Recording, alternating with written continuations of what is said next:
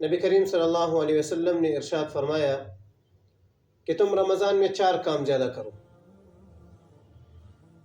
2 کاموں کے ذریعے تم اپنے رب کو راضی کرو، اور 2 کام ایسے ہیں جن کے بغیر تمہیں چھٹکارا نہیں، یعنی ان 2 کاموں کی تمہیں ضرورت ہے. پہلی 2 چیزیں جن سے انسان اپنے رب کو راضی کرے وہ ہے کلمہ طیبہ اور استغفار کا کثرت سے ذکر کرنا، کہ انسان لا الہ الا اللہ اور استغفر اللہ کا زیادہ سے زیادہ ذکر کرے. دن میں 500 مرتبہ، 1000 مرتبہ، 2000 مرتبہ، جتنی انسان کو اللہ تعالیٰ توفیق دے اتنا زیادہ اس کا ذکر کرنا چاہیے.